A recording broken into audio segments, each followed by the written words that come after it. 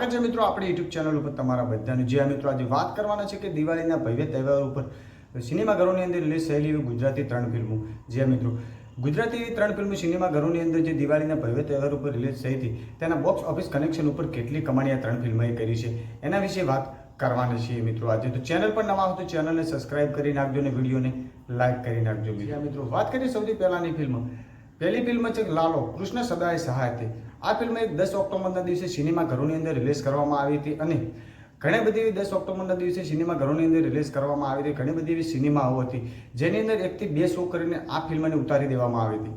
જે કારણ કે શરૂઆતની અંદર આ ફિલ્મને એવો સારો રિસ્પોન્સ નહોતો મળ્યો, પણ જ્યારે ધીમે ધીમે આ ફિલ્મ એક થિયેટર ઘરોની અંદર ચાલવા લાગી ત્યારે અત્યારે આ ફિલ્મને એવો બહુ સારો રિસ્પોન્સ મળ્યો છે અને આ ફિલ્મ અત્યારે બહુ સારી સિનેમાઘરોની અંદર ચાલી રહી છે મિત્રો। કૃષ્ણ સદાય સહાય આ ફિલ્મ એક ભગવાનના પ્રતીક બનાવવામાં આવેલી છે અને આ ફિલ્મ 10 ઓક્ટોબરથી લઈને આજ સુધી આ ફિલ્મ એક કમસે કમ 3 કરોડ જેટલી કમાણી ઓલરેડી કરી ચૂકી છે।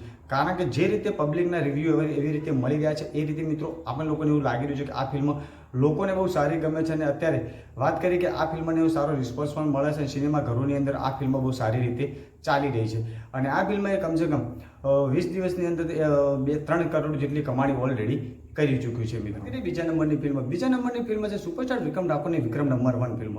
સુપરસ્ટાર વિક્રમ ઠાકોરની વિક્રમ નંબર 1 ફિલ્મ 17 ઓક્ટોબરના દિવસે સિનેમાઘરોની અંદર રિલીઝ કરવામાં આવી હતી અને આ ફિલ્મ દિવાળીના 2 દિવસ પહેલા રિલીઝ કરવામાં આવી હતી સિનેમાઘરોની અંદર। પણ જ્યારે શરૂઆતની અંદર જ્યારે આ સિનેમાઘરોની અંદર સુપરસ્ટાર વિક્રમ ઠાકોરની વિક્રમ નંબર 1 ફિલ્મ રિલીઝ કરવામાં આવી ત્યારે શરૂઆતની અંદર જે રીતે સુપરસ્ટાર વિક્રમ ઠાકોરની આ ફિલ્મને જેટલો રિસ્પોન્સ મળવો જોઈએ એટલો રિસ્પોન્સ મળ્યો નહોતો, તેના કારણે આ ફિલ્મોએ ઝાઝી કમાણી નથી કરી શકી। પણ જ્યારે દિવાળી બાદ જે રીતે સુપરસ્ટાર વિક્રમ ઠાકોર આ ફિલ્મનું પ્રમોશન કરવા અલગ અલગ સિનેમાઘરોની અંદર અલગ અલગ સિટીઓની અંદર જે રીતે આપણા લોકોને જોવા મળ્યા છે, ત્યારબાદ આ ફિલ્મનો પણ ક્રેઝ તો ધીમે ધીમે વધવા લાગ્યો છે। કારણ કે આ ફિલ્મને તમે બધા લોકો જાણો છો કે આ ફિલ્મનું એક બજેટ 1 થી 1.5 કરોડના બજેટથી આ ફિલ્મ બનેલી છે। પણ આ ફિલ્મના બજેટ અને કમાણી વિશે બહુ અંતર છે, કારણ કે આ ફિલ્મ કમસે કમ 17 ઓક્ટોબરના દિવસે સિનેમાઘરોની અંદર રિલીઝ કરવામાં આવી હતી અને આજે આ ફિલ્મની વિશે વાત કરીએ તો આ ફિલ્મ કમસે કમ 30 લાખ જેટલી ઓલરેડી કમાણી કરી છે। કારણ કે આ ફિલ્મને એવો સારો સપોર્ટ નહોતો મળ્યો અને સૌથી મોટો આ ફિલ્મને નુકસાન થયું હતું, કારણ કે આ ફિલ્મને ઝાઝા શો ના મળવાના કારણે આ ફિલ્મને બહુ ઘણું બધું નુકસાન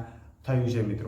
વિક્રમ ઠાકોરની આ વિક્રમ નંબર 1 શરૂઆતની અંદર ઘણો બધો સપોર્ટ નહોતો મળ્યો અને સૌથી વધારે આ ફિલ્મને ઝાઝા શો નહોતા મળ્યા। 33 થી 34 શો સાથે સિનેમાઘરોની અંદર રિલીઝ કરવામાં આવી હતી, તેના કારણે આ ફિલ્મ તેના બજેટનો આંકડો પાર નહીં કરી છે એવું લાગી રહ્યું છે। આવનારા સમયની અંદર આપણે જોઈએ છીએ કે આવનારા સમયની અંદર આ ફિલ્મ કેટલી કમાણી કરે છે મિત્રો।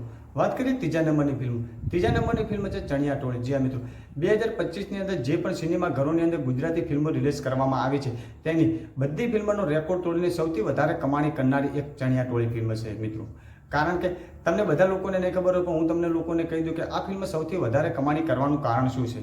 તો જે મિત્રો આ ફિલ્મને ચણિયા ટોળી ફિલ્મને સૌથી વધારે શો મળ્યા હતા, કારણ કે આ ફિલ્મને 1800 શો સાથે સિનેમાઘરોની અંદર રિલીઝ કરવામાં આવી હતી, તેના કારણે આ ફિલ્મ 2025ની અંદર સૌથી વધારે કમાણા કરનારી ફિલ્મ બની ગઈ છે મિત્રો। વાત કરીએ કે ચણિયા ટોળી ફિલ્મ 21 ઓક્ટોબરના દિવસે સિનેમાઘરોની અંદર રિલીઝ કરવામાં આવી હતી અને આ ફિલ્મને 12 થી 13 દિવસ પૂરા થયા છે અને 12 થી 13 દિવસની અંદર કમસે કમ 11 કરોડ જેટલી ઓલરેડી આ ફિલ્મ કમાણી કરી ચૂકી છે અને આવનારા સમયની અંદર હજુ સુધી આ ફિલ્મ પણ એક કમાણી કરી શકશે।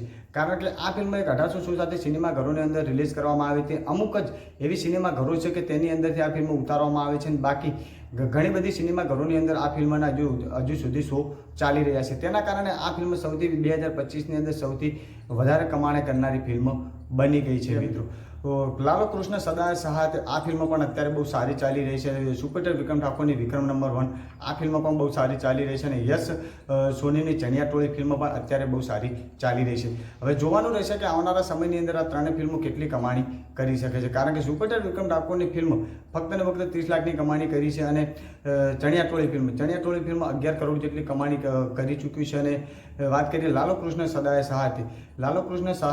સહાય આ ફિલ્મ 3 કરોડ જેટલી ઓલરેડી કમાણી કરી ચૂકી છે અને આવનારા સમયની અંદર હજુ પણ આ 3 ફિલ્મો કમાણી કરશે મિત્રો। હવે જોવાનું રહેશે કે આવનારા સમયની અંદર કેટલી આ 3 ફિલ્મો કમાણી કરી શકે છે।